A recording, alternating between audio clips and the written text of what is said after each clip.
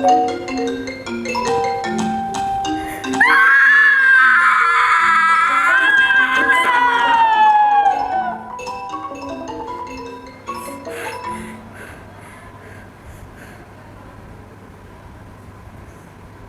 handphone di kepala saya. Setiap malam, setiap kali saya membuka buku-buku itu, setiap saya mencoba kusuk membaca, tiba-tiba terdengar suaranya. Ini terjadi sejak ayah membuat peraturan baru di rumah ini, larang handphone di malam hari. Dan saya harus menyerahkan benda pujaan itu pada ayah. Maka saya akan duduk di bangku itu, menghadapi buku-buku yang bisu dan tak asik itu, sampai saya tertidur. Ayah atau ibu,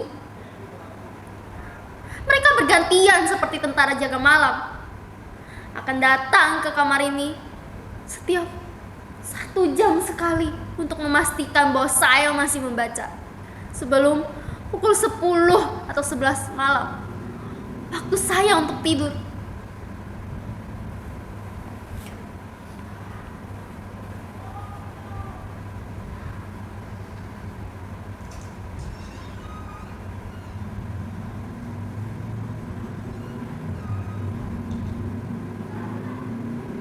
Itu tak boleh saya kunci sebelum jadwal tidur tiba. Ini peraturan kedua. Sebentar lagi, sekitar 15 atau 20 menit lagi, salah satu di antara mereka akan patroli datang ke kamar ini. Itu artinya itu membaca.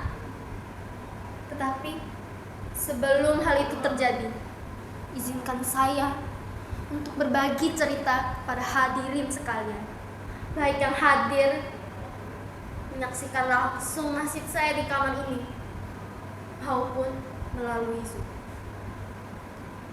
Saya bukannya tak berusaha, bahkan segala daya upaya sudah saya kerahkan untuk bisa membaca buku dengan khusyuk dan bahagia.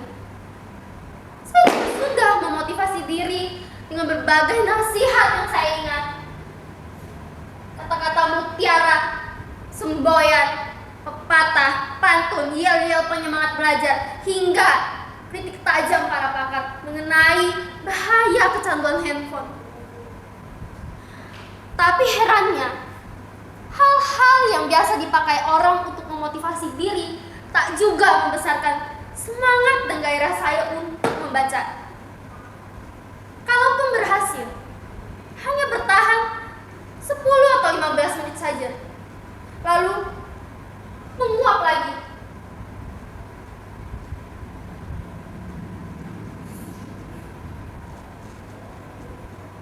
Sedangkan kritik tajam para pakar tak juga mengurangi kerinduan saya untuk selalu bersama dan dekat dengan handphone.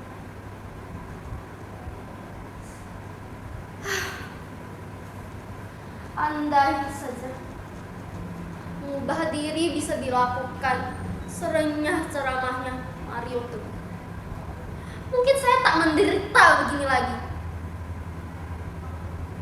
Apa? Saudara-saudara, tak yakin saya menderita? Apa tak terlihat beban derita itu di wajah saya ini, di sorot mata saya, di getar suara saya, di seluruh tubuh saya ini? Ini bukan acting seperti dalam pertunjukan monolog anak-anak SMA itu loh. Ini real, nyata. Saya memang sedang menderita. Bahkan kalau penderitaan saya ini saya tuangkan ke dalam puisi, saya kira saudara-saudara tak akan kuat membacanya tanpa menitikkan air mata. Tak percaya? Saudara-saudara tak percaya bahwa sekarang ini saya sedang dibully sepi dan dikepung sedih. Sekarang saya bertanya, siapa di antara hadirin yang mau dan mampu berpisah dengan apa yang telah menjadi bagian dari diri hadirin sendiri tanpa merasa teraniaya rasa hampa?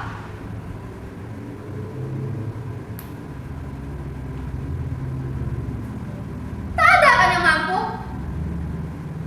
Begitu juga saya. Sebuah handphone bukanlah lagi sekadar benda biasa.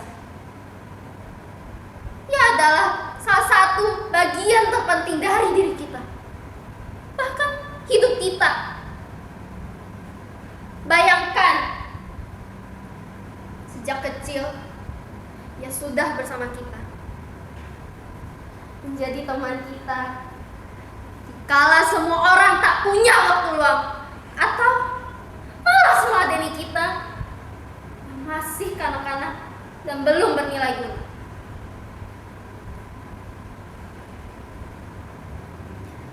Pagi, siang, sore, bahkan malam, dialah yang selalu setia di sisi kita tanpa keluhan sedikit pun.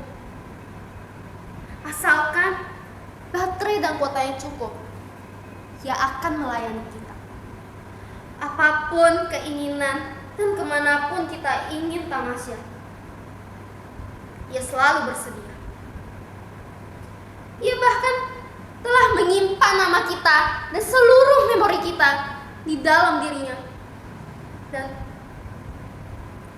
kita telah menyimpan password dan kunci pembuka dirinya di dalam benak kita. Suatu simbiosis yang sangat romantis dan indah, bukan? Bahkan kita bisa lebih dekat dan nyaman dengan dirinya daripada dengan sesama kita. Itulah mengapa berpisah dengan dirinya meski cuma saban malam, seperti melewati bertahun-tahun kesepian.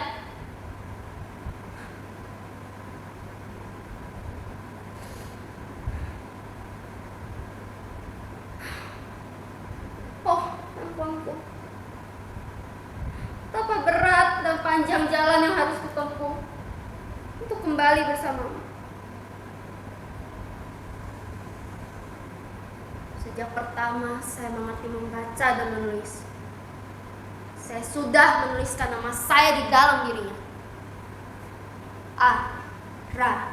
Yan. Saya memang sempat berganti-ganti partner dari satu handphone ke handphone lainnya. Tapi herannya, apapun itu jenisnya, sikap mereka tetap sama. Setia menemani dan melayani, tak pernah berkurang sedikit pun. Bahkan semakin istimewa dan semakin besar kemampuan mereka untuk melayani kita. Coba bandingkan kesetiaan dan konsistensi mereka dengan diri kita. Berganti partner, berganti pula sikap dan kebiasaannya. Apalagi pergantian pimpinan, bisa semakin baik atau malah semakin anjlok mutunya. Maaf, saya agak lancar. Maklumlah, orang kau sedang diterkam sepi dan rindu, suka melayang kemana-mana pikirannya. Jadi bagaimana sekarang? Sudah cukup jelas bahwa saya menderita. Saya menderita bukan karena berpisah dengan dirinya saja, tapi melainkan dihadapkan pada dua keadaan secara bersamaan. Di satu sisi, saya tahu ayah dan ibu bertujuan baik. Dia ingin saya punya prestasi dan maju dalam studi. Karena itu mereka membuat peraturan 12 jam, tapi tanpa handphone di malam hari. Tapi di sisi lain, seluruh diri saya, seluruh kesadaran dan jiwa saya sudah terbiasa hidup sejak kecil bahkan dengan dia ada di sisi saya. Bahkan sebelum adanya peraturan seperti itu, saya terbiasa tidur dengan dia rebah di dada saya atau persis di sisi saya. Tak mudah lagi bagi saya untuk berpisah dengan dirinya meski cuma sesaat. Kadang kalau saya tak kuasa menanggung rindu padanya, saya ambil casingnya lalu saya dekatkan ke dada saya seperti ini.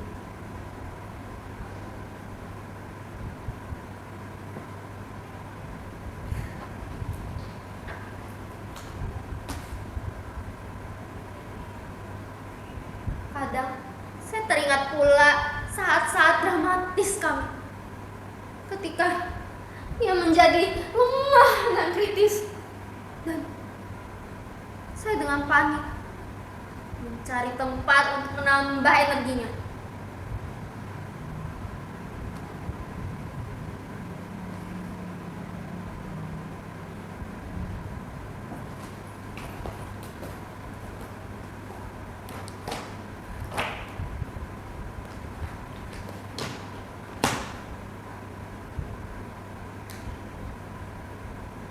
Tak ada yang lebih membahagiakan selain mendengar suara renyah dan riangnya, bertamasya dengannya kemanapun saya ingin mengunjungi situs-situs dan menikmati menu-menu lezat yang ditawarkannya.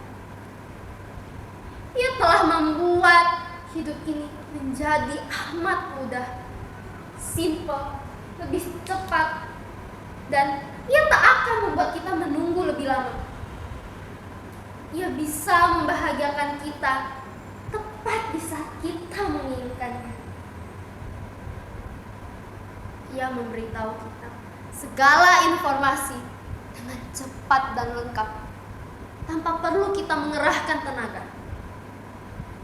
Dan bahkan kini ia memiliki banyak sarana yang bisa menjamin kesejahteraan kita dalam tempo sesingkat-singkatnya. Jadi, bagaimana saya bisa bersabar berlama-lama dengan buku-buku bisu itu untuk menata masa depan? Itu sangat menghabiskan waktu, pikiran, dan tenaga.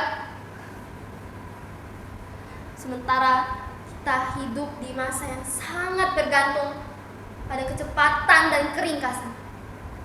Siapa yang tidak bisa cepat dan ringkas akan ditinggalkan, akan menjadi fosil penghuni museum peradaban. Saya sebenarnya hampir pernah tidak terlalu bergantung pada dirinya, selain untuk hal-hal penting saja. Tapi sejak saya memergoki ayah dan ibu duduk asik begitu intim dengan handphone masing-masing, saya jadi merasa dikhianati. Sejak saat itu, kemampuan saya untuk berpisah dengan dirinya semakin menurun. Bahkan kini ia ada di dalam kepala saya. Dia seperti denyut dalam jantung saya. Saya sudah terlalu dalam mencintainya.